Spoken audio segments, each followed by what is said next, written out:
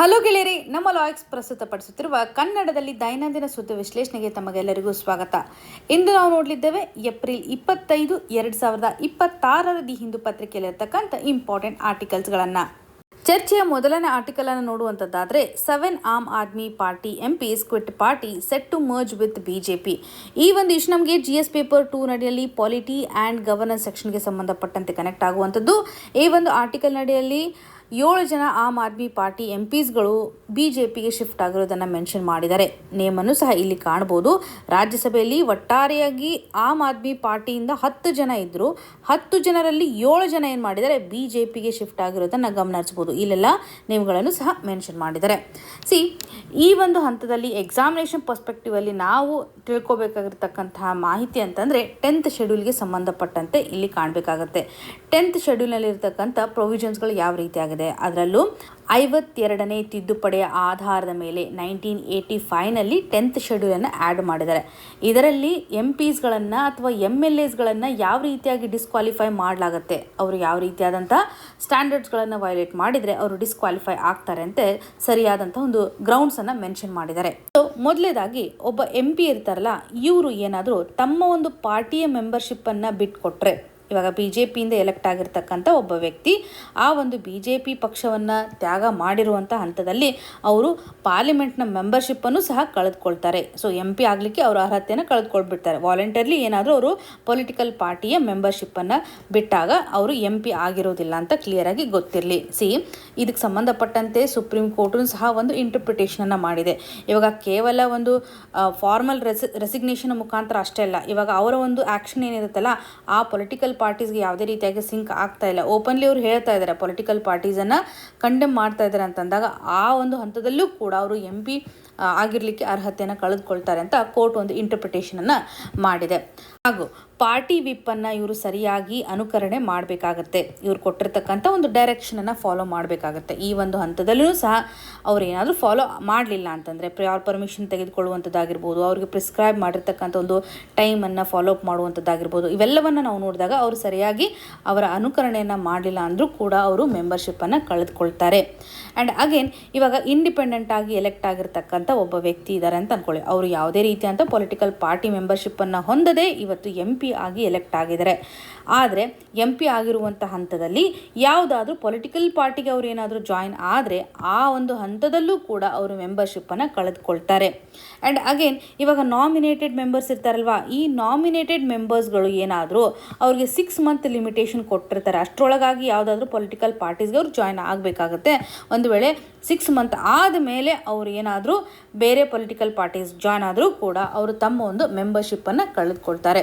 So nominated ಮೆಂಬರ್ಸ್ಗೆ ಸಂಬಂಧಪಟ್ಟಂಥ ಒಂದು ಆಸ್ಪೆಕ್ಟನ್ನು ಸಹ ನಾವು ಕ್ಲಿಯರಾಗಿ ನೆನ್ಪಿಟ್ಕೋಬೇಕು. ಎಕ್ಸಾಮಲ್ಲಿ ಈ ಒಂದು ಇಶ್ಯೂ ನಮಗೆ ತುಂಬ ಇಂಪಾರ್ಟೆಂಟ್. ಇಲ್ಲಿ ಅತಿ ಮುಖ್ಯವಾಗಿರ್ತಕ್ಕಂಥ ಎಕ್ಸೆಪ್ಷನಲ್ ಪ್ರೊವಿಷನ್ ಅಂತಂದರೆ, ಇವಾಗ ಒಬ್ಬ ವ್ಯಕ್ತಿ ಇನ್ನೊಂದು ಪೊಲಿಟಿಕಲ್ ಪಾರ್ಟಿಗೆ ಶಿಫ್ಟ್ ಆಗಿರ್ತಕ್ಕಂಥ ಹಂತದಲ್ಲಿ ಏನಾಗುತ್ತೆ, ಡಿಸ್ಕ್ವಾಲಿಫೈ ಆಗ್ತಾರೆ. ಅದೇ ಇವಾಗ 2/3 ಮೆಂಬರು ಆ ಒಂದು ಪೊಲಿಟಿಕಲ್ ಪಾರ್ಟಿಯಿಂದ ಬೇರೆ ಪೊಲಿಟಿಕಲ್ ಪಾರ್ಟಿಗೆ ಶಿಫ್ಟ್ ಆಗಿದ್ದೇ ಆದರೆ ಯಾವುದೇ ರೀತಿಯಾಗಿ ಅವರು ಡಿಸ್ಕ್ವಾಲಿಫೈ ಆಗೋದಿಲ್ಲ. ಒಬ್ಬರೇನಾದರೂ ಶಿಫ್ಟ್ ಆದರೆ, 2 ಜನ ಏನಾದರೂ ಶಿಫ್ಟ್ ಆದರೆ ಡಿಸ್ಕ್ವಾಲಿಫೈ ಆಗ್ತಾರೆ. ಅದೇ 2/3 ಮೆಂಬರ್ ಕಂಪ್ಲೀಟ್ ಆಗಿ ಬೇರೆ ಒಂದು ಪೊಲಿಟಿಕಲ್ ಪಾರ್ಟಿಗೆ ಶಿಫ್ಟ್ ಆಗಿರ್ತಕ್ಕಂಥ ಹಂತದಲ್ಲಿ ಅವರನ್ನು ಡಿಸ್ಕ್ವಾಲಿಫೈ ಮಾಡುವಂತಿಲ್ಲ. ಇವಾಗ ರಾಜ್ಯಸಭೆಯಲ್ಲಿ 10 ಜನ ಮೆಂಬರ್ ಇದ್ದಾರೆ, ಒಟ್ಟಾರೆಯಾಗಿ 7 ಜನ ಶಿಫ್ಟ್ ಆಗ್ತಾ ಇದ್ದಾರೆ. ಹಾಗಾಗಿ 2/3 ಕಂಡೀಷನನ್ನು ಇದು ಎನ್ಶೋರ್ ಮಾಡೋದ್ರ ಮುಖಾಂತರ ಇವರು ಯಾವುದೇ ರೀತಿಯಾಗಿ ಡಿಸ್ಕ್ವಾಲಿಫೈ ಆಗುವುದಿಲ್ಲ. ಬೇರೆ ಒಂದು ಪೊಲಿಟಿಕಲ್ ಪಾರ್ಟಿಗೆ ಮರ್ಜ್ ಆಗ್ತಕ್ಕಂಥ ಎಕ್ಸಾಂಪಲನ್ನು ಕಾಣ್ತಾ ಇದ್ದೇವೆ. ಸೊ ಇಲ್ಲಿ ಒಂದು ಡಿಸಿಷನ್ ಮೇಕಿಂಗ್ ಅಥಾರಿಟಿ ಅಂತಂದರೆ ಡಿಸ್ಕ್ವಾಲಿಫಿಕೇಷನ್ಗೆ ಸಂಬಂಧಪಟ್ಟಂತೆ ಯಾರು ಡಿಸೈಡ್ ಮಾಡ್ತಾರೆ ಅಂತಂದರೆ ಲೋಕಸಭೆಯಲ್ಲಿ ಸ್ಪೀಕರ್ ಅವರು ನಿರ್ಧಾರವನ್ನು ತೆಗೆದುಕೊಳ್ತಾರೆ. ರಾಜ್ಯಸಭೆ ಅಂತ ಬಂದಾಗ ಚೇರ್ಮನ್ ಅವರು ನಿರ್ಧಾರವನ್ನು ತೆಗೆದುಕೊಳ್ತಾರೆ. ಸೊ ಒಂದು ಪರ್ಟಿಕ್ಯುಲರ್ ವ್ಯಕ್ತಿ ಮೇಲೆ ನಾವು ಡಿಸ್ಕ್ವಾಲಿಫಿಕೇಷನ್ನ ಹೆರಿಸಬೇಕಾ ಬೇಡವೋ, ಸೊ ಯಾವ ರೀತಿಯಾಗಿ ಸಿಚುವೇಶನ್ ಇದೆ ಅಂತ ಅನಲೈಸ್ ಮಾಡ್ತಕ್ಕಂಥವ್ರು ಯಾರಿದ್ದಾರೆ ಅನ್ನೋದು ಸಹ ಕ್ಲಿಯರ್ ಆಗಿ ಗೊತ್ತಿರಬೇಕು. ಸೊ ಇವಾಗ ಡಿಸೈಡಿಂಗ್ ಆಫೀಸರ್ ಅವರು ನಿರ್ಧಾರವನ್ನು ತೆಗೆದುಕೊಂಡು ಆದ ಮೇಲೆ ಇವರ ಒಂದು ನಿರ್ಧಾರ ಜುಡಿಷಿಯಲ್ ರಿವ್ಯೂಗೆ ಸಬ್ಜೆಕ್ಟ್ ಆಗಿರುತ್ತೆ. ಕೋರ್ಟ್ ಇಲ್ಲಿ ಎಕ್ಸಾಮಿನೇಷನನ್ನು ಮಾಡಲಿಕ್ಕೆ ಅಲೌ ಮಾಡ್ತಾರೆ. ಇದಕ್ಕೆ ಸಂಬಂಧಪಟ್ಟಂಥ ಒಂದು ಕೇಸನ್ನು ಕಾಣ್ಬೋದು. ಕಿಹೋತ್ ಹೋಲನ್ ಕೇಸ್ ನಡಿನಲ್ಲಿ ಮೆನ್ಷನ್ ಮಾಡಿದ್ದಾರೆ. ಪ್ರಿಸೈಡಿಂಗ್ ಆಫೀಸರ್ ಅವರು ಕೊಟ್ಟಿರ್ತಕ್ಕಂಥ ಒಂದು ನಿರ್ಧಾರವು ಜುಡಿಷಿಯಲ್ ರಿವ್ಯೂಗೆ ಅಟ್ರಾಕ್ಟ್ ಮಾಡುತ್ತೆ ಅನ್ನುವಂಥದ್ದು. ಸೊ ಇದರ ಆಧಾರದ ಮೇಲೂ ಸಹ ಪ್ರಶ್ನೆಗಳನ್ನು ಕೇಳಿದ್ದಾರೆ. ಇನ್ನು ಈ ಒಂದು ಇಶ್ಯೂಗೆ ಕನೆಕ್ಟ್ ಆಗುವಂತೆ 91st ಕಾನ್ಸ್ಟಿಟ್ಯೂಷನಲ್ ಅಮೆಂಡ್ಮೆಂಟ್ ಆ್ಯಕ್ಟು ಕೂಡ ನಮಗೆ ಇಂಪಾರ್ಟೆಂಟ್ ಆಗುತ್ತೆ. ವೈ ಬಿಕಾಸ್ ಆ್ಯಂಟಿ ಡಿಫೆಕ್ಷನ್ಗೆ ಸಂಬಂಧಪಟ್ಟಂತೆ ಪ್ರೊವಿಷನ್ಸ್ಗಳನ್ನು ಇಲ್ಲಿ ಸ್ಟ್ರಾಂಗ್ ಮಾಡ್ತಾ ಹೋಗ್ತಾರೆ. 91st ಕಾನ್ಸ್ಟಿಟ್ಯೂಷನಲ್ ಅಮೆಂಡ್ಮೆಂಟ್ನ ಆಧಾರದ ಮೇಲೂ ಸಹ ಪ್ರಿಲಿಮ್ಸಲ್ಲಿ ಪ್ರಶ್ನೆಗಳನ್ನು ಕೇಳಿದ್ದಾರೆ. ಈ ಒಂದು ಅಮೆಂಡ್ಮೆಂಟ್ ಕೂಡ ಸಹ ನಮಗೆ ಇಂಪಾರ್ಟೆಂಟ್ ಆಗುತ್ತೆ. ಯಾವ ರೀತಿಯಂಥ ಚೇಂಜಸನ್ನು ಮಾಡಿದ್ದಾರೆ? ಈ ಮೊದಲು 52nd ಕಾನ್ಸ್ಟಿಟ್ಯೂಷನಲ್ ಅಮೆಂಡ್ಮೆಂಟ್ನ ಮುಖಾಂತರ 1/3 ಮೆಂಬರ್ ಏನಾದರೂ ಪೊಲಿಟಿಕಲ್ ಪಾರ್ಟಿ ನಡೆಯಲ್ಲಿ ಸ್ಪ್ಲಿಟ್ ಆದರೆ ಅವರು ಯಾವುದೇ ರೀತಿಯಾಗಿ ಡಿಸ್ಕ್ವಾಲಿಫೈ ಆಗ್ತಾ ಇರಲಿಲ್ಲ. ಈ ಒಂದು ಲೂಪ್ ಹೋಲನ್ನು ತುಂಬ ಜನ ಮಿಸ್ಯೂಸ್ ಮಾಡ್ಕೊಳ್ತಾ ಹೋದರು. ಹಾಗಾಗಿ ಈ ಒಂದು ಪ್ರೊವಿಷನನ್ನು ಡಿಲೀಟ್ ಮಾಡಿಬಿಡ್ತಾರೆ. ಫಾರ್ ಎಕ್ಸಾಂಪಲ್, ಇವಾಗ ಲೋಕಸಭೆಯಲ್ಲಿ BJP ಮೆಂಬರು ಕೇವಲ 10 ಜನ ಇದ್ದಾರೆ ಅಂತ ಅಂದ್ಕೊಳ್ಳಿ. 10 ಜನದಲ್ಲಿ ಅಗೇನ್ ಮತ್ತೇನಾದರೂ ಒಂದು ಸ್ಪ್ಲಿಟ್ ಆಗ್ತಾ ಇದೆ ಅಂತಂದರೆ ಮಿನಿಮಮ್ 1/3 ಅಂದಾಗ 5 ಮೆಂಬರ್ಸ್ ಒಂದು ಗ್ರೂಪು, ಇನ್ನೊಂದು 5 ಮೆಂಬರ್ಸ್ ಒಂದೊಂದು ಗ್ರೂಪ್, ಅಂದರೆ ಸಬ್ ಗ್ರೂಪನ್ನು ಮಾಡ್ಕೊಂಡಿದ್ರು ಅಂತಂದಾಗ ಈ ಒಂದು ಹಂತದಲ್ಲಿ ಸ್ಪ್ಲಿಟ್ ಅಂತ ಕರಿತೇವೆ. ಇವಾಗ ಯಾವುದೇ ರೀತಿ ಅಂತ ಡಿಸ್ಕ್ವಾಲಿಫಿಕೇಷನನ್ನು ಮಾಡ್ತಾ ಇರಲಿಲ್ಲ. ಹಾಗಾಗಿ ಈ ಒಂದು ಪ್ರೊವಿಷನನ್ನು ರಿಮೂವ್ ಮಾಡಿಬಿಡ್ತಾರೆ. ಹಾಗೂ ಈ ಮೊದಲು 2/3 ಮೆಂಬರ್ಸ್ ಏನಾದರೂ ಬೇರೆ ಪೊಲಿಟಿಕಲ್ ಪಾರ್ಟಿಗೆ ಶಿಫ್ಟ್ ಆದರೆ ಅವರನ್ನು ಡಿಸ್ಕ್ವಾಲಿಫೈ ಮಾಡದಿರ್ತಕ್ಕಂಥ ಪ್ರೊವಿಷನ್ ಇರುತ್ತಲ್ಲ, ಸೊ ಅದನ್ನು ಕಂಟಿನ್ಯೂಷನ್ ಮಾಡ್ತಾ ಹೋಗ್ತಾರೆ. ಸೊ ಪ್ರಸ್ತುತವಾಗಿ 2/3 ಮರ್ಜರ್ ಇತ್ತಂದರೆ ಅದನ್ನು ಪ್ರೊಟೆಕ್ಷನ್ ಮಾಡ್ತಾರೆ. ಅವರು ಯಾವುದೇ ರೀತಿಯಾಗಿ ಕ್ವಾಲಿಫೈ ಆಗದೆ ಇರತಕ್ಕಂಥ ಪ್ರೊಟೆಕ್ಷನನ್ನು ಇಲ್ಲಿ ಮಾಡಿದ್ದಾರೆ. ಹಾಗೆ 91st ಕಾನ್ಸ್ಟಿಟ್ಯೂಷನಲ್ ಅಮೆಂಡ್ಮೆಂಟ್ ಆ್ಯಕ್ಟ್ ನಡಿಯಲ್ಲಿ ಕೌನ್ಸಿಲ್ ಆಫ್ ಮಿನಿಸ್ಟರ್ಸ್ಗಳ ಒಂದು ಸ್ಟ್ರೆಂತನ್ನು ಅಥವಾ ಸೈಜನ್ನು ಸಹ ಫಿಕ್ಸ್ ಮಾಡ್ತಾರೆ. ಯೂನಿಯನ್ ಲೆವೆಲಲ್ಲಿ, ಸ್ಟೇಟ್ ಲೆವೆಲಲ್ಲಿ, ಲೋವರ್ ಹೌಸ್ ಅಂತ ಬಂದಾಗ ಇದರಡಿನಲ್ಲಿ ಮಿನಿಸ್ಟರ್ಸ್ಗಳ ಒಂದು ಸ್ಟ್ರೆಂತ್ ಎಷ್ಟರ ಮಟ್ಟಿಗೆ ಇರಬೇಕು, ಟೋಟಲ್ ಹೌಸ್ನ ಒಂದು ಸ್ಟ್ರೆಂತ್ ನೋಡಿದಾಗ 15% ಮಾತ್ರ ಒಂದು ಕೌನ್ಸಿಲ್ ಆಫ್ ಮಿನಿಸ್ಟರ್ಸ್ಗಳ ಸೈಜನ್ನು ಲಿಮಿಟ್ ಮಾಡ್ತಾರೆ. ಸೊ ಡಿಸ್ಕ್ವಾಲಿಫಿಕೇಷನ್ಗೆ ಸಂಬಂಧಪಟ್ಟಂತೆ ರಿಫಾರ್ಮ್ಸನ್ನು ತೆಗೆದುಕೊಂಡು ಬರಬೇಕು ಅನ್ನುವಂತಹ ನಿಟ್ಟಿನಲ್ಲಿ election commission of India, law commission of India ರೆಕಮೆಂಡೇಷನ್ಸನ್ನು ಮಾಡಿದೆ. ಪ್ರಸ್ತುತವಾಗಿ ಡಿಸ್ಕ್ವಾಲಿಫಿಕೇಷನ್ಗೆ ಸಂಬಂಧಪಟ್ಟಂತೆ ನಿರ್ಧಾರವನ್ನು ತೆಗೆದುಕೊಳ್ತಕ್ಕಂಥ ಅಥಾರಿಟಿ ಅಂತಂದರೆ ಪ್ರಿಸೈಡಿಂಗ್ ಆಫೀಸರ್, ಚೇರ್ಮನ್ ಹಾಗೂ ಲೋಕಸಭೆಯಲ್ಲಿರ್ತಕ್ಕಂಥ ಸ್ಪೀಕರ್ ಅವರು ನಿರ್ಧಾರವನ್ನು ತೆಗೆದುಕೊಳ್ತಾರೆ. ಇದರ ಬದಲಾಗಿ ನಾವು ಯಾಕೆ ಟ್ರಿಬ್ಯುನಲನ್ನು ಸೆಟಪ್ ಮಾಡಬಾರ್ದು? ಇಂಡಿಪೆಂಡೆಂಟ್ ಆಗಿರ್ತಕ್ಕಂಥ ಒಂದು ಟ್ರಿಬ್ಯುನಲನ್ನು ಸೆಟಪ್ ಮಾಡೋದ್ರ ಮುಖಾಂತರ ಅಗೇನ್ ವಿಪ್ ನೀಡ್ತಾ ಇರ್ತಕ್ಕಂಥ ಒಂದು ಡೈರೆಕ್ಷನ್ ಅಂತ ಬಂದಾಗ ನಾವು ರಿಸ್ಟ್ರಿಕ್ಷನ್ ಮಾಡಬೇಕಾಗುತ್ತೆ. ಮನಿ ಬಿಲ್ಗೆ ಸಂಬಂಧಪಟ್ಟಂತೆ ಕೇವಲ ಒಂದು ಮೋಷನ್ಸ್ಗೆ ಸಂಬಂಧಪಟ್ಟಂತೆ ಮಾತ್ರ ವಿಪ್ ಅವರ ಒಂದು ಆ್ಯಕ್ಷನನ್ನು ರಿಸ್ಟ್ರಿಕ್ಟ್ ಮಾಡಬೇಕು ಅನ್ನುವಂಥದ್ದಾಗಿರ್ಬೋದು. ಹಾಗೂ ಮರ್ಜರ್ ಎಕ್ಸೆಪ್ಷನ್ ಇದೆಯಲ್ಲ, ಇದನ್ನು ಮತ್ತೆ ರಿವಿಸಿಟ್ ಮಾಡಬೇಕು ಅನ್ನುವಂಥ ನಿಟ್ಟಿನಲ್ಲಿ ರೆಕಮೆಂಡೇಷನ್ಸನ್ನು ಮಾಡ್ತಾ ಇದೆ. Examination perspectively very very important. Split ಅಂತಂದರೆ ಏನು? ಒಂದು ಪೊಲಿಟಿಕಲ್ ಪಾರ್ಟಿನಲ್ಲೇ ಒಂದು ಬ್ರೇಕ್ ಆಗುವಂಥದ್ದನ್ನು ಕಾಣ್ತಾ ಇದೆ. ಒರಿಜಿನಲ್ ಪೊಲಿಟಿಕಲ್ ಪಾರ್ಟಿಯಿಂದ 2 ಫ್ರಾಕ್ಷನ್ ಆಗ್ತಾ ಇರುವಂಥ ಸ್ಥಿತಿಗತಿಗಳನ್ನು ಕಾಣ್ತೇವೆ. ಮರ್ಜರ್ ಅಂತ ಬಂದಾಗ ಜನರಲಿ ಒಂದು ಪೊಲಿಟಿಕಲ್ ಪಾರ್ಟಿಯಿಂದ ಇನ್ನೊಂದು ಪೊಲಿಟಿಕಲ್ ಪಾರ್ಟಿಗೆ ಮರ್ಜ್ ಆಗುವಂಥದ್ದು. ಸೊ ಇದು ನಿಮಗೆ ಕ್ಲಿಯರ್ ಆಗುತ್ತಿರಲಿ. ಪ್ಯಾರೆಂಟಲ್ ಪಾರ್ಟಿಯಲ್ಲಿ ಯಾವ ರೀತಿಯಂಥ ಸಪ್ರೇಷನ್ ಆಗ್ತಾ ಇದೆ ಅನ್ನೋಂಥ ಎಕ್ಸಾಂಪಲ್ಲು, ಇದನ್ನು ನಾವು ಅಲೌ ಮಾಡ್ತಾ ಇಲ್ಲ. ಯಾವುದೇ ರೀತಿಯಾಗಿ ಇದು ವ್ಯಾಲಿಡ್ ಇಲ್ಲ. ಬಿಕಾಸ್ 91st ಕಾನ್ಸ್ಟಿಟ್ಯೂಷನಲ್ ಅಮೆಂಡ್ಮೆಂಟ್ನ ಮುಖಾಂತರ 1/3 ಮೆಂಬರ್ ಸ್ಪ್ಲಿಟ್ ಆಗುವಂಥ ಆಸ್ಪೆಕ್ಟನ್ನು ಕಂಪ್ಲೀಟಾಗಿ ರಿಮೂವ್ ಮಾಡಿಬಿಟ್ಟಿದ್ದಾರೆ. ಈ ಮೊದಲು 10th ಶೆಡ್ಯೂಲ್ನಲ್ಲಿ ರಿಕಗ್ನೈಸ್ ಮಾಡ್ತಾ ಇದ್ರು, ಇವಾಗ ಇಲ್ಲ. ಸೊ ಪ್ರಸ್ತುತವಾಗಿರೋದು ಕೇವಲ 2/3 ಮೆಂಬರ್ ಪೊಲಿಟಿಕಲ್ ಪಾರ್ಟಿಗೆ ಶಿಫ್ಟ್ ಆದರೆ ಯಾವುದೇ ರೀತಿಯಾಗಿ ಡಿಸ್ಕ್ವಾಲಿಫೈ ಆಗೋದಿಲ್ಲ ಅಂತಕ್ಕಂಥ ಒಂದು ಆಸ್ಪೆಕ್ಟು. ಈ ಒಂದು ಎಕ್ಸಾಂಪಲ್ನ ಮುಖಾಂತರ ನಾವು ತಿಳಿದುಕೊಳ್ಬೇಕಾಗಿರುವಂಥದ್ದು, ಆಮ್ ಆದ್ಮಿ ಪಾರ್ಟಿಯಿಂದ ಏನು ಶಿಫ್ಟ್ ಆಗಿದಾರಲ್ಲ BJPಗೆ, ಯಾವುದೇ ರೀತಿಯಾಗಿ ಡಿಸ್ಕ್ವಾಲಿಫೈ ಆಗೋದಿಲ್ಲ. ಬಿಕಾಸ್ ಅವರು 2/3 ಕ್ರೈಟೇರಿಯಾವನ್ನು ಮೀಟ್ ಮಾಡ್ತಾ ಇದ್ದಾರೆ. ಇಷ್ಟು ಕ್ಲಾರಿಟಿ ನಮಗೆ ಈ ಒಂದು ಇಶ್ಯೂಗೆ ಸಂಬಂಧಪಟ್ಟಂತೆ ವೆರಿ ವೆರಿ ಇಂಪಾರ್ಟೆಂಟ್. ಇನ್ನು ಮುಂದಿನ ಆರ್ಟಿಕಲ್ಗೆ ಶಿಫ್ಟ್ ಆಗೋದಾದರೆ, Meta automatically blocks government flagged content in India. ಈ ಒಂದು ಇಶ್ಯೂ ನಮಗೆ GS ಪೇಪರ್ 2 ನಡೆಯಲ್ಲಿ ಗವರ್ನೆನ್ಸ್ಗೆ ಸಂಬಂಧಪಟ್ಟಂತೆ, GS ಪೇಪರ್ 3 ನಡೆಯಲ್ಲಿ ಸೋಷಿಯಲ್ ಮೀಡಿಯಾಗೆ ಸಂಬಂಧಪಟ್ಟಂಥ ಚಾಲೆಂಜಸಲ್ಲಿ ಕಾಣ್ಬೋದಾಗಿದೆ. ಈ ಒಂದು ಆರ್ಟಿಕಲಲ್ಲಿ ನಾವು ಕಾಣ್ಬೋದು, ಮೆಟಾ ಇವತ್ತು ಏನಾದರೂ ಸರ್ಕಾರ ಫ್ಲ್ಯಾಗ್ ಮಾಡಿರುವಂಥ ಕಂಟೆಂಟ್ ಇದ್ದರೆ ಆಟೋಮೆಟಿಕಲಿ ಅದನ್ನು ಬ್ಲಾಕ್ ಮಾಡ್ತಾ ಇದೆ. ಫೇಸ್ಬುಕ್ ಹಾಗೂ ಇನ್ಸ್ಟಾಗ್ರಾಮ್ ನಡೆಯಲ್ಲಿ ಏನಾದರೂ ಒಂದು ಕಂಟೆಂಟನ್ನು ಸರ್ಕಾರ ಫ್ಲ್ಯಾಗ್ ಮಾಡಿದೆ ಅಂತಂದರೆ, ಸೊ ಈ ಒಂದು ಹಂತದಲ್ಲಿ ಆಟೋಮೆಟಿಕ್ ಆಗಿರುವಂಥ ಸಿಸ್ಟಮನ್ನು ಮೆಟಾ ಡೆವಲಪ್ ಮಾಡಿದೆ ಅಂತ ನಾವಿಲ್ಲಿ ಕಾಣ್ತಾ ಇದ್ದೇವೆ. ಇದಕ್ಕೆ ಸಂಬಂಧಪಟ್ಟಂಥ ಒಂದು ಕನ್ಸರ್ನನ್ನು ಕಾಣಬೇಕಾಗಿದೆ. ಇಲ್ಲಿ ಸರ್ಕಾರ ಏನು ಮಾಡುತ್ತಾ ಇದೆ ಅಂತಂದರೆ, ಕಂಟೆಂಟ್ಗೆ ಸಂಬಂಧಿಸಿದಂತೆ ಒಂದು ಇಶ್ಯೂವನ್ನು ರೇಸ್ ಮಾಡ್ತಾ ಇದೆ. ಈ ಒಂದು ಹಂತದಲ್ಲಿ ಸಹಯೋಗ್ ಪೋರ್ಟಲ್ಗೆ ಸಂಬಂಧಿಸಿದಂತೆ ನಾವಿಲ್ಲಿ ಕನೆಕ್ಟ್ ಮಾಡಬೇಕಾಗತ್ತೆ. ಸಹಯೋಗ್ ಪೋರ್ಟಲ್ ಏನಿದೆಯಲ್ಲ, ಈ ಒಂದು ಪೋರ್ಟಲ್ ನಡೆಯಲ್ಲಿ ಒಂದು ಸೆಂಟ್ರಲೈಸ್ ಮೆಕ್ಯಾನಿಸಮನ್ನು ಕಾಣ್ತಾ ಇದ್ದೇವೆ. ಪೊಲೀಸ್ ಅಥಾರಿಟೀಸ್ಗಳು ಏನು ಮಾಡ್ತಾರೆ ಅಂದರೆ, ಒಂದು ನೋಟಿಸನ್ನು ಇಶ್ಯೂ ಮಾಡ್ತಾರೆ ಸೋಷಿಯಲ್ ಮೀಡಿಯಾ ಪ್ಲ್ಯಾಟ್ಫಾರ್ಮ್ಗಳಿಗೆ. ಸೊ ಯಾವ ರೀತಿ ಅಂತ ಒಂದು ಕಂಟೆಂಟ್ ಆಗಿದೆ. ಈ ಒಂದು ಹಂತದಲ್ಲಿ ಒಂದು ರಿಕ್ವೆಸ್ಟನ್ನು ಸಹ ಕಳಿಸಲಾಗುತ್ತೆ ಗೌರ್ಮೆಂಟ್ ಪ್ಲ್ಯಾಟ್ಫಾರ್ಮ್ನ ಮುಖಾಂತರ, ನೀವು ಕಂಟೆಂಟನ್ನು ರಿಮೂವ್ ಮಾಡಿ ಅಂತ. ಸೊ ಇದರಿಂದಾಗಿ ಒಂದು ಫಾಸ್ಟ್ ಆಗಿರುವಂತಹ ರಿಮೂವಲ್ ಕಂಡೀಷನ್ ಆಗಲಿ ಅನ್ನುವಂಥ ಆಸ್ಪೆಕ್ಟನ್ನು ಕಾಣ್ಬೋದು ಈ ಒಂದು ಸಹಯೋಗ್ ಪೋರ್ಟಲ್ನ ಮುಖಾಂತರ. ಸೊ ಇದೊಂದು ಲಾ ಎನ್ಫೋರ್ಸ್ಮೆಂಟ್ ಅಥಾರಿಟಿ ಹಾಗೂ ಇಂಟರ್ಮೀಡಿಯರೀಸ್ ಅಥವಾ ಪ್ಲ್ಯಾಟ್ಫಾರ್ಮ್ಗಳ ಮಧ್ಯೆ ಒಂದು ಬ್ರಿಡ್ಜನ್ನು ಕ್ರಿಯೇಟ್ ಮಾಡ್ತಾ ಇದೆ. ಸೊ ಯಾವ ರೀತಿಯಾಗಿ ಆಪರೇಟ್ ಆಗುತ್ತೆ ಅಂತ ಕಾಣ್ಬೋದು.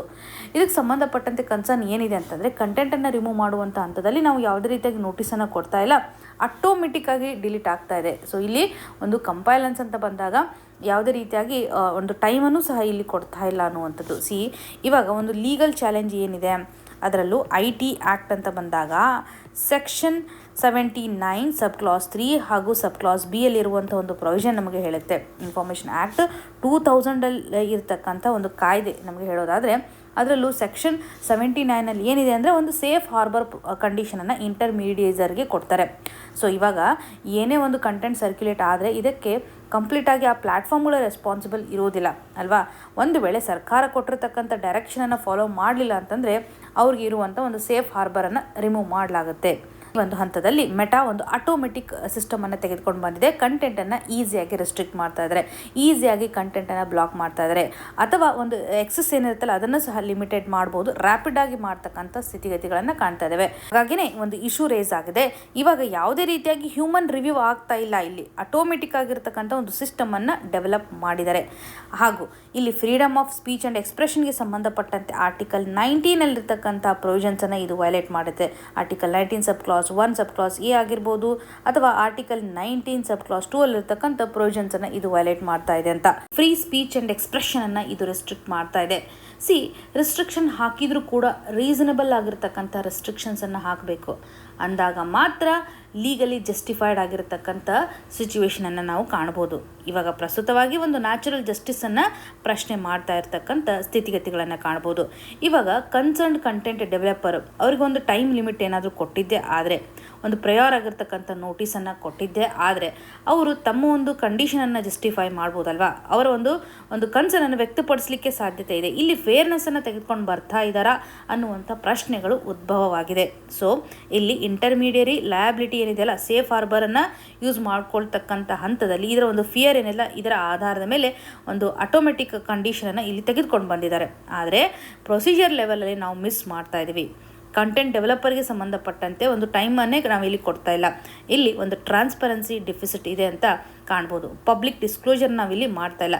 ಇಲ್ಲಿ ಒಂದು ಅಕೌಂಟಬಿಲಿಟಿ ರಿಡ್ಯೂಸ್ ಆದಂಗೆ ಆಗುತ್ತಲ್ಲ, ಯಾವ ಒಂದು ಹಂತದಲ್ಲಿ ನಾವು ರಿಮೂವ್ ಮಾಡ್ತಾ ಇದ್ದೇವೆ ಅಂತ ಪ್ಲಾಟ್ಫಾರ್ಮ್ಗಳು ಕೊಡಬೇಕಾಗತ್ತೆ, ಅಥವಾ ಸರ್ಕಾರವೂ ಸಹ ಸರಿಯಾಗಿ ಒಂದು ನೋಟಿಸನ್ನು ಇಶ್ಯೂ ಮಾಡಬೇಕಾಗತ್ತೆ. ಆಟೋಮೆಟಿಕ್ಕಾಗಿ ಅವರು ಡಿಲೀಟ್ ಮಾಡೋದ್ರ ಮುಖಾಂತರ ಇಲ್ಲಿ ಒಬ್ಬ ವ್ಯಕ್ತಿಗತವಾಗಿರ್ತಕ್ಕಂಥ ರೈಟ್ಸನ್ನು ವಯೋಲೇಟ್ ಮಾಡ್ದಂಗೆ ಆಗುತ್ತೆ. ಇನ್ನು ಮುಂದಿನದಾಗಿ Karnataka cabinet approve sub classification for SC quota historic decision. ಈ ಒಂದು ಇಶ್ಯೂ ನಮಗೆ GS ಪೇಪರ್ 2 ನಡಿನಲ್ಲಿ ಪಾಲಿಟಿ ಆ್ಯಂಡ್ ಗವರ್ನೆನ್ಸ್ ಸೆಕ್ಷನ್ಗೆ ಸಂಬಂಧಪಟ್ಟಂತೆ ಕನೆಕ್ಟ್ ಆಗುತ್ತೆ. ಅದರಲ್ಲೂ ರಿಸರ್ವೇಷನ್ ಆಸ್ಪೆಕ್ಟ್ನ ಆಧಾರದ ಮೇಲೆ ಕನೆಕ್ಟ್ ಮಾಡ್ಕೋಬೋದು. ಕರ್ನಾಟಕದಲ್ಲಿ ಇವಾಗ SC ಸೆಕ್ಷನ್ಗೆ ಸಂಬಂಧಪಟ್ಟಂಥ ಒಂದು ರಿಸರ್ವೇಷನ್ ಕೋಟಾ ನಡಿಯಲ್ಲಿ ಸಬ್ ಕ್ಲಾಸಿಫಿಕೇಶನ್ ಫಾರ್ಮುಲಾವನ್ನು ತೆಗೆದುಕೊಂಡು ಬಂದಿದ್ದಾರೆ. ಕರ್ನಾಟಕದಲ್ಲಿರುವಂಥ ಒಂದು ಕ್ಯಾಬಿನೆಟ್ ಅಪ್ರೂವಲನ್ನು ಕೊಟ್ಟಿದೆ ಅಂತಲೇ ಕಾಣ್ಬೋದು. ಈ ಒಂದು ಆಧಾರದ ಮೇಲೆ 15% ಮೀಸಲಾತಿಯನ್ನು ಶೆಡ್ಯೂಲ್ ಕಾಸ್ಟ್ಗಳಿಗೆ ಕೊಟ್ಟಿರುವಂಥದ್ದು. ಇದರಲ್ಲಿ ಕೆಟಗರೈಸೇಷನನ್ನು ಮಾಡಿದ್ದಾರೆ ಅಂತ ತಿಳಿದುಕೊಳ್ಬೇಕಾಗಿದೆ. ಎಕ್ಸಾಮಿನೇಷನ್ ಪರ್ಸ್ಪೆಕ್ಟಿವಲ್ಲಿ ಇಂಪಾರ್ಟೆಂಟ್. ಕೆಟಗರಿ 1 ಅಂತ ಬಂದಾಗ ನಿಯರ್ಲಿ 5.25% ಅಲೋ ಮಾಡಿದ್ದಾರೆ. ಇದರಡಿನಲ್ಲಿ Madigas, allied caste, Dalit left ಅಂತಲೇ ಇದನ್ನು ಕನ್ಸಿಡರ್ ಮಾಡ್ತಾರೆ. ಕೆಟಗರಿ 2 ನಡಿನಲ್ಲಿ 5.25%. ಅಗೇನ್ ಇಲ್ಲಿ ಒಂದು ದಲಿತ್ ರೈಟ್ ಆಸ್ಪೆಕ್ಟನ್ನು ಕಾಣ್ತಾ ಇದ್ದೇವೆ. ಹಾಗೂ ಕೆಟಗರಿ 3 ಅಂತ ಬಂದಾಗ ಇಲ್ಲಿ ಲಂಬಾಣಿ, ಕೊರಮ ಈ ರೀತಿಯಂಥ ಕೆಟಗರಿ ಏನು ಬರ್ತದಲ್ಲ, ಹಾಗೂ 59 ನೊಮ್ಯಾಡಿಕ್ ಕಮ್ಯುನಿಟೀಸ್ಗಳನ್ನು ಸಹ ಇದರಲ್ಲಿ ಇನ್ಕ್ಲೂಡ್ ಮಾಡಿದ್ದಾರೆ. ನಿಯರ್ಲಿ 4.5% ಇದೆ. ಸೊ ಒಟ್ಟಾರೆಯಾಗಿ 15% ಆಗುತ್ತೆ. ಕೆಟಗರಿ 1 5.25, ಕೆಟಗರಿ 2 5.25 ಇದೆ. ಕೆಟಗರಿ 3 ನಡಿಯಲ್ಲಿ 4.5% ಇರೋದನ್ನು ಕಾಣ್ತಾ ಇದ್ದೇವೆ. ಸೊ ಇಲ್ಲಿ ಒಂದು ಸ್ಪೆಷಲ್ ಪ್ರೊವಿಷನ್ ಏನಂತಂದರೆ, ಕೆಟಗರಿ 3 ನಡಿಯಲ್ಲಿ ನೊಮ್ಯಾಡಿಕ್ ಕಮ್ಯುನಿಟೀಸ್ಗಳು ಕಂಡು ಬರ್ತಾರೆ. ಪ್ರತಿ 5 ಪೋಸ್ಟ್ಗೆ ಒಂದು ನೊಮ್ಯಾಡಿಕ್ ಕಮ್ಯುನಿಟೀಸ್ಗೆ ರಿಸರ್ವ್ ಮಾಡಬೇಕು ಅನ್ನುವಂಥ ಪ್ರೊವಿಷನನ್ನು ಕಾಣ್ತಾ ಇದ್ದೇವೆ. ಅಲೆಮಾರಿ ಅಥವಾ ನೊಮ್ಯಾಡಿಕ್ ಕಮ್ಯುನಿಟೀಸ್ಗಳಿಗೆ ಒಂದು ಪೋಸ್ಟ್ ಇರಬೇಕು ಪ್ರತಿ 5 ಪೋಸ್ಟ್ ನಡಿನಲ್ಲಿ ಅನ್ನುವಂಥ ಪ್ರಪೋಸಲನ್ನು ಕಾಣ್ತಾ ಇದ್ದೀವಿ. ಆ್ಯಂಡ್ ಅಗೇನ್ ಇವಾಗ ಕೆಟಗರಿ 3 ನಲ್ಲಿ ನೊಮ್ಯಾಡಿಕ್ ಕ್ಯಾಂಡಿಡೇಟ್ಸ್ಗಳು ಇಲ್ಲ ಅಂತಂದಾಗ, ಅನ್ಅವೈಲಬಲ್ ಸಿಚುವೇಶನನ್ನು ಕಾಣ್ತಾ ಇದ್ದೇವೆ ಅಂತಂದಾಗ, ಬೇರೆ ಒಂದು ಕಮ್ಯುನಿಟೀಸ್ಗಳಿಗೆ ಕೆಟಗರಿ 3ಯಲ್ಲಿ ಬರ್ತಕ್ಕಂಥ ಬೇರೆ ಕಮ್ಯುನಿಟೀಸ್ಗಳಿಗೆ ಆ ಒಂದು ಪೋಸ್ಟನ್ನು ಕೊಡಲಾಗುತ್ತೆ. So very very important. ಇದರ ಒಂದು ಸಿಗ್ನಿಫಿಕೆನ್ಸ್ ಏನಿದೆ ಅಂತಂದರೆ, ಎಲ್ಲ SC ಕಮ್ಯುನಿಟೀಸ್ಗಳಿಗೆ ಸರಿಯಾದಂತಹ ರಿಸರ್ವೇಷನನ್ನು ಒದಗಿಸಬೇಕು. ಅದರಲ್ಲೂ ಇಕ್ವಿಟಬಲ್ ಆಗಿರ್ತಕ್ಕಂತಹ ಡಿಸ್ಟ್ರಿಬ್ಯೂಷನನ್ನು ಎನ್ಶೋರ್ ಮಾಡಬೇಕಾಗಿದೆ. ಇಲ್ಲಿ ಕೆಲವು ಗ್ರೂಪ್ಗಳು ಮಾತ್ರ ಡಾಮಿನೇಷನನ್ನು ಹೊಂದ್ತಾ ಇದ್ದಾವೆ. ಹಾಗಾಗಿ ಇಂಟರ್ನಲ್ ರಿಸರ್ವೇಷನ್ ಏನಿದೆಯಲ್ಲ, ಇದು ರಿಲೇಟಿವ್ ಡಿಪ್ರೈವೇಷನನ್ನು ಅಡ್ರೆಸ್ ಮಾಡ್ತಾ ಇದೆ. ಈ ಒಂದು ಪ್ರಿನ್ಸಿಪಲ್ನ ಆಧಾರದ ಮೇಲೆ 15% ಕೋಟಾವನ್ನು ಇಲ್ಲಿ ಸ್ಪ್ಲಿಟ್ ಮಾಡಿದ್ದಾರೆ. ಸಂವಿಧಾನಾತ್ಮಕವಾಗಿ ಇಂಪಾರ್ಟೆಂಟ್ಲಿ ಕನೆಕ್ಟ್ ಮಾಡ್ತಕ್ಕಂಥ ಆರ್ಟಿಕಲ್ ಅಂತಂದರೆ ಆರ್ಟಿಕಲ್ 14 ನಮಗೆ important. Equality before law, equal protection of law ಅಂತ ಹೇಳುತ್ತೆ. ಇಲ್ಲಿ ರೀಸನಬಲ್ ಆಗಿರ್ತಕ್ಕಂಥ ಕ್ಲಾಸಿಫಿಕೇಷನನ್ನು ಮಾಡಿದ್ದಾರೆ, ಸಬ್ ಕೆಟಗರೈಸೇಷನ್ ಮಾಡಿದ್ದಾರೆ. ಇದರ ಆಧಾರದ ಮೇಲೆ ಎಲ್ಲ ಕಮ್ಯುನಿಟೀಸ್ಗಳಿಗೂ ಸಹ ನಾವು ಈಕ್ವಲ್ ಆಗಿರ್ತಕ್ಕಂಥ ಒಂದು ಟ್ರೀಟ್ಮೆಂಟನ್ನು ಮಾಡ್ದಂಗೆ ಆಗುತ್ತೆ, ರಿಯಲ್ ಈಕ್ವಾಲಿಟಿಯನ್ನು ಅಚೀವ್ ಮಾಡ್ದಂಗೆ ಆಗುತ್ತೆ. ಅಗೇನ್ ಆರ್ಟಿಕಲ್ 15 ಸಬ್ ಕ್ಲಾಸ್ 4 ನಡಿನಲ್ಲಿ ಸೋಷಲಿ ಎಜುಕೇಷನಲ್ಲಿ ಬ್ಯಾಕ್ವರ್ಡ್ ಕ್ಲಾಸಸ್ಗಳಿಗೆ ಹಾಗೂ SC/STಸ್ಗಳಿಗೆ ಒಂದು ಸ್ಪೆಷಲ್ ಪ್ರೊವಿಷನನ್ನು ತೆಗೆದುಕೊಂಡು ಬಂದಿದ್ದಾರೆ. ಎಜುಕೇಷನಲ್ಲಿ ಒಂದು ಅಫರ್ಮೇಟಿವ್ ಆ್ಯಕ್ಷನನ್ನು ತೆಗೆದುಕೊಂಡು ಬರುವಂಥ ಹಂತದಲ್ಲಿ ಮೋಸ್ಟ್ ಡಿಪ್ರೈವ್ಡ್ ಸೆಕ್ಷನ್ಗೆ ಬೇಕಾಗಿರ್ತಕ್ಕಂಥ ಒಂದು ಸಪೋರ್ಟನ್ನು ಒದಗಿಸ್ತಕ್ಕಂಥ ಹಂತದಲ್ಲಿ ಸರ್ಕಾರ ಕಾರ್ಯಕ್ರಮಗಳನ್ನು ಜಾರಿಗೆ ತೆಗೆದುಕೊಂಡು ಬಂದಿದೆ. ಆ್ಯಂಡ್ ಆರ್ಟಿಕಲ್ 16 ಸಬ್ ಕ್ಲಾಸ್ 4 ನಾವು ನೋಡಿದಾಗ ಪಬ್ಲಿಕ್ ಎಂಪ್ಲಾಯ್ಮೆಂಟ್ಗೆ ಸಂಬಂಧಪಟ್ಟಂತೆ ಬ್ಯಾಕ್ವರ್ಡ್ ಕ್ಲಾಸಸ್ಗಳು ಇನ್ಅಡಿಕ್ವೇಟ್ ಆಗಿ ರಿಪ್ರೆಸೆಂಟೇಷನ್ನ ಮಾಡಿದ್ದೆ, ಆದರೆ ಅವ್ರಿಗೋಸ್ಕರ ಒಂದು ಜಾಬ್ ಅಪಾರ್ಚುನಿಟಿಯನ್ನು ಒದಗಿಸಬೇಕು ಅನ್ನುವಂತಹ ನಿಟ್ಟಿನಲ್ಲಿ ಸರಿಯಾದಂಥ ಒಂದು ಡಿಸ್ಟ್ರಿಬ್ಯೂಷನ್ ಆಗಬೇಕು, ರಿಸರ್ವೇಷನ್ ಬೆನಿಫಿಟ್ ಸಿಗಬೇಕು ಅನ್ನುವಂಥ ನಿಟ್ಟಿನಲ್ಲಿ ಆರ್ಟಿಕಲ್ 16 ಸಬ್ ಕ್ಲಾಸ್ 4 ನಮಗೆ ಇಂಪಾರ್ಟೆಂಟ್. ಇದರ ಆಧಾರದ ಮೇಲೂ ಸಹ ಸರ್ಕಾರ ಆ್ಯಕ್ಷನ್ಸನ್ನು ತೆಗೆದುಕೊಳ್ತಾ ಬರ್ತಾ ಇದೆ. ಆ್ಯಂಡ್ DPSP ನಡಿನಲ್ಲಿ ಆರ್ಟಿಕಲ್ 46 ಇಂಪಾರ್ಟೆಂಟ್ ಅಲ್ವಾ. ಇಲ್ಲಿ ಸ್ಟೇಟ್ಸ್ಗಳು ಒಂದು ಎಜುಕೇಷನ್ ಎಕನಾಮಿಕ್ ಇಂಟ್ರೆಸ್ಟ್ನ ಆಧಾರದ ಮೇಲೆ ವೀಕರ್ ಸೆಕ್ಷನ್ಸ್ಗೆ ಬೇಕಾಗಿರುವಂಥ ಒಂದು ಸಪೋರ್ಟನ್ನು ಮಾಡ್ಬೋದು. ವೀಕರ್ ಸೆಕ್ಷನ್ಗೆ ಆಗುವಂಥ ಒಂದು ಎಕ್ಸ್ಪ್ಲಾಟೇಷನನ್ನು ತಡೆಗಟ್ಟತಕ್ಕಂಥ ಹಂತದಲ್ಲಿ ಈ ಒಂದು ಇಶ್ಯೂಗೆ ಸಂಬಂಧಪಟ್ಟಂತೆ ಆರ್ಟಿಕಲ್ 341 ಕೂಡ ನಾವು ಲಿಂಕ್ ಮಾಡ್ಬೋದು. ಯಾವ ರೀತಿಯಾದ ಪ್ರೊವಿಷನನ್ನು ಇದು ಹೇಳುತ್ತೆ, ಈ ಒಂದು ಇಶ್ಯೂಗೆ ಯಾವ ರೀತಿಯಾಗಿ ಲಿಂಕ್ ಮಾಡ್ಬೋದು ಅಂತ ಕಮೆಂಟಲ್ಲಿ ಮೆನ್ಷನ್ ಮಾಡಿ. Article 341 provision. ಆ್ಯಂಡ್ ಅಗೇನ್ ಇವಾಗ ರಿಸರ್ವೇಷನ್ ಅಂತ ಬಂದಾಗ 50% ಸೀಲಿಂಗನ್ನು ಹಾಕಲಾಗಿದೆ. ಯಾವ ಕೇಸ್ನ ಮುಖಾಂತರ 50% ಸೀಲಿಂಗ್ ರೂಲನ್ನು ನಾವು ಕಾಣ್ತೇವೆ. ಒಟ್ಟಾರೆಯಾಗಿ ಕೊಡ್ತಾ ಇರುವಂಥ ಒಂದು ಮೀಸಲಾತಿಯಲ್ಲಿ 50% ಕ್ಯಾಪನ್ನು ಹಾಕಿದ್ದಾರೆ. ಯಾವ ಕೇಸು ಅನ್ನೋದನ್ನು ಕಮೆಂಟಲ್ಲಿ ಮೆನ್ಷನ್ ಮಾಡಿ. ಇನ್ನು ಮುಂದಿನದಾಗಿ fire and sound safe alternatives to conventional pyrotechnics are essential. ಈ ಒಂದು ಇಶ್ಯೂ ನಮಗೆ GS ಪೇಪರ್ 2 ನಡಿಯಲ್ಲಿ ಗವರ್ನೆನ್ಸ್ ಸೆಕ್ಷನ್ಗೆ ಸಂಬಂಧಪಟ್ಟಂತೆ ಆ್ಯಂಡ್ GS ಪೇಪರ್ 3 ನಡಿಯಲ್ಲಿ ಎನ್ವಿರಾನ್ಮೆಂಟ್ ಸೆಕ್ಷನ್ಗೆ ಸಂಬಂಧಪಟ್ಟಂತೆ ಪೊಲ್ಯೂಷನ್ ಆಧಾರದ ಮೇಲೂ ಸಹ ಕನೆಕ್ಟ್ ಮಾಡ್ಬೋದು. ಈ ಒಂದು ಆರ್ಟಿಕಲ್ ನಡಿಯಲ್ಲಿ ರೀಸೆಂಟಾಗಿ ಕೇರಳ ಫೈರ್ ವರ್ಕ್ ಎಕ್ಸ್ಪ್ಲೋಷನ್ ಆಧಾರದ ಮೇಲೆ ಇಂಡಸ್ಟ್ರಿಯಲ್ ಸೇಫ್ಟಿಗೆ ಸಂಬಂಧಪಟ್ಟಂಥ ಒಂದು ಕನ್ಸರ್ನನ್ನು ಇದು ಕ್ರಿಯೇಟ್ ಮಾಡ್ತಾ ಇದೆ. ಫೆಸ್ಟಿವಲ್ ರಿಲೇಟೆಡ್ ರಿಸ್ಕ್ ಮ್ಯಾನೇಜ್ಮೆಂಟ್ನ ಆಧಾರದ ಮೇಲೆ ರೆಗ್ಯುಲೇಟರಿ ಎನ್ಫೋರ್ಸ್ಮೆಂಟ್ ಎಷ್ಟು ಮಟ್ಟಿಗಿದೆ ಅನ್ನುವಂಥ ಪ್ರಶ್ನೆಯನ್ನು ಇದು ಕ್ರಿಯೇಟ್ ಮಾಡ್ತಾ ಇದೆ. ಟ್ರೆಡಿಷನಲ್ ಆಗಿರ್ತಕ್ಕಂಥ ಅಥವಾ ಕನ್ವೆನ್ಷನಲ್ ಆಗಿರ್ತಕ್ಕಂಥ ಪೈರೋಟೆಕ್ನಿಕ್ಸ್ಗಳನ್ನು ಯೂಸ್ ಮಾಡ್ತಾ ಇದ್ದೇವೆ. ಎಕ್ಸ್ಪ್ಲೋಷನ್ ಬೇಸ್ಡ್ ಆಗಿರುವಂಥ ಅಥವಾ ಫೈರ್ ವರ್ಕನ್ನು ನಾವು ಯೂಸ್ ಮಾಡ್ತಾ ಇದ್ವಲ್ಲ, ಇದನ್ನು ಶಿಫ್ಟ್ ಮಾಡಬೇಕು ಅಂತ ರೀಸೆಂಟ್ ಆಗಿಯೂ ಸಹ ನಾವು ಒಂದು ಆರ್ಟಿಕಲನ್ನು ಚರ್ಚೆ ಮಾಡಿದ್ದೇವೆ. ಸೇಫ್ ಆಗಿರುವಂಥ ಅಲ್ಟರ್ನೇಟಿವ್ಸನ್ನು ನಾವು ಫೈಂಡ್ ಮಾಡಬೇಕಾಗಿದೆ ಅಂತ. ಇಲ್ಲಿ ಇಂಡಸ್ಟ್ರಿಯಲ್ ಹಾಗೂ ಅಕ್ಯುಪೇಷನಲ್ ಸೇಫ್ಟಿಗೆ ಸಂಬಂಧಪಟ್ಟಂತೆಯೂ ಸಹ ಪ್ರಶ್ನೆಗಳನ್ನು ಕೇಳ್ತಾ ಇದ್ದಾರೆ. ಸೇಫ್ಟಿ ಸ್ಟ್ಯಾಂಡರ್ಡ್ಗೆ ಸಂಬಂಧಪಟ್ಟಂತೆ ಆಗಿರ್ಬೋದು, ಸ್ಟೋರೇಜ್ ನಾರ್ಮ್ಸ್ ಆಗಿರ್ಬೋದು, ವರ್ಕರ್ಸ್ ಪ್ರೊಟೆಕ್ಷನ್ ಆಧಾರದ ಮೇಲೆ ಹಜಾರ್ಡಸ್ ಮಟೀರಿಯಲ್ಸ್ಗಳನ್ನು ನಾವು ಯಾವ ರೀತಿಯಾಗಿ ಹ್ಯಾಂಡಲ್ ಮಾಡ್ತಾ ಇದ್ದೇವೆ ಅನ್ನುವಂಥ ನಿಟ್ಟಿನಲ್ಲಿ ಇಶ್ಯೂಸ್ಗಳನ್ನು ಕಾಣ್ತಾ ಇದ್ದೇವೆ. ಎನ್ಫೋರ್ಸ್ಮೆಂಟ್ ಡೆಫಿಸಿಟ್ ಅನ್ನು ಇಲ್ಲಿ ಕಾಣ್ತಾ ಇದ್ದೇವೆ. ವೀಕ್ ಇಂಪ್ಲಿಮೆಂಟೇಷನ್ ಆಗ್ತಾ ಇದೆ. ಲೈಸೆನ್ಸ್ಗೆ ಸಂಬಂಧಪಟ್ಟಂತ ಒಂದು ಸಿಚುವೇಶನ್ ಅನ್ನು ಅನಲೈಸ್ ಮಾಡ್ತಾ ಇದ್ದೇವೆ. ಇನ್ಸ್ಪೆಕ್ಷನ್ ಆಗಿರ್ಬೋದು, ಎನ್ಫೋರ್ಸ್ಮೆಂಟ್ ಅನ್ನು ಸರಿಯಾಗಿ ಮಾಡ್ತಾ ಇದ್ದೇವಾ ಅನ್ನುವಂಥ ಪ್ರಶ್ನೆಗಳನ್ನು ಕಾಣಬಹುದು. ಪ್ರೀವಿಯಸ್ಲಿ ಆಗಿರುವಂಥ ಒಂದು ಆಕ್ಸಿಡೆಂಟ್ಗಳನ್ನು ಸಹ ಕನೆಕ್ಟ್ ಮಾಡಿದಾಗ ಸರಿಯಾದಂಥ ಒಂದು ಎನ್ಕ್ವೈರಿಯನ್ನು ಮಾಡ್ತಾ ಇದ್ದೇವೆ, ಸ್ಥಿತಿಗತಿಗಳನ್ನು ಅನಲೈಸ್ ಮಾಡ್ತಾ ಇದ್ದೇವಾ ಅನ್ನುವಂಥ ಪ್ರಶ್ನೆಗಳನ್ನು ಇಲ್ಲಿ ಆಥರ್ ಅವರು ಕೇಳ್ತಾ ಇದ್ದಾರೆ. ಇನ್ನು ಡಿಸಾಸ್ಟರ್ ರಿಸ್ಕ್ ಮ್ಯಾನೇಜ್ಮೆಂಟ್ ಅಂತ ಬಂದಾಗ ನಾವು ಕೆಲವೊಂದಿಷ್ಟು ಪ್ರಿಪೇರ್ಡ್ನೆಸ್ ಅನ್ನು ಹೊಂದಬೇಕಾಗತ್ತೆ ರಿಸ್ಕ್ಗೆ ಸಂಬಂಧಪಟ್ಟಂತೆ. ಅದರಲ್ಲೂ ಎಮರ್ಜಿ ರೆಸ್ಪಾನ್ಸನ್ನು ಯಾವ ರೀತಿಯಾಗಿ ಮಾಡ್ತೇವೆ, ಪ್ರಿವೆನ್ಷನನ್ನು ಯಾವ ರೀತಿಯಾಗಿ ಮಾಡ್ತೇವೆ, ಬಿಕಾಸ್ ಪಬ್ಲಿಕ್ ಇವೆಂಟ್ ನಡೆಯಲ್ಲಿ ಒಂದು ರಿಸ್ಕನ್ನು ಯಾವ ರೀತಿಯಾಗಿ ಅನಲೈಸ್ ಮಾಡ್ತೇವೆ ಅನ್ನೋದು ಸಹ ಇಂಪಾರ್ಟೆಂಟ್. ಇಲ್ಲಿ ಪ್ರಸ್ತುತವಾಗಿರುವಂಥ ಪ್ರಶ್ನೆ ಅಂತಂದರೆ ಪಬ್ಲಿಕ್ ಸೇಫ್ಟಿ ಒಂದೆಡೆ ಆಗಿದೆ, ಇನ್ನೊಂದೆಡೆ ರಿಲಿಜಿಯಸ್ ಪ್ರಾಕ್ಟೀಸನ್ನು ಗಮನ ಹರಿಸ್ಬೋದು. ಪ್ರಸ್ತುತವಾಗಿರುವಂಥ ಒಂದು ಇನ್ಸಿಡೆಂಟ್ ಆಧಾರದ ಮೇಲೆ ಕಲ್ಚರಲ್ ಪ್ರಾಕ್ಟೀಸನ್ನು ಇದು ಪ್ರಶ್ನೆ ಮಾಡ್ತಾ ಇದೆ.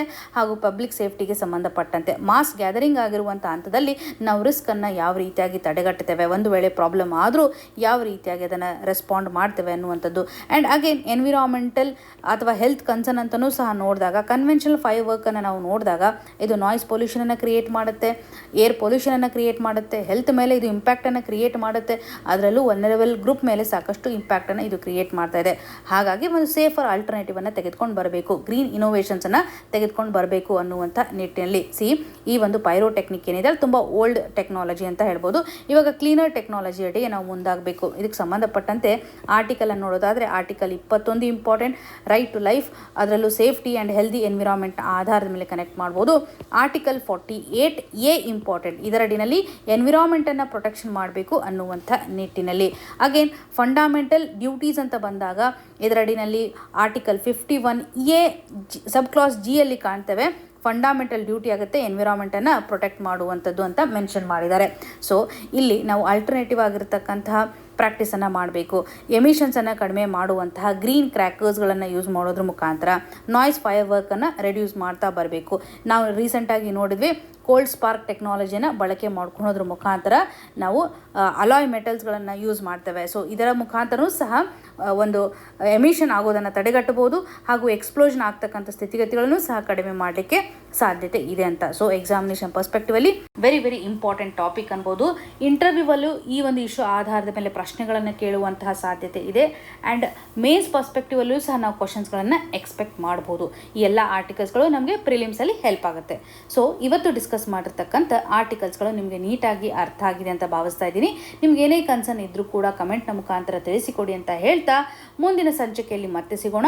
All the very best. ಧನ್ಯವಾದಗಳು.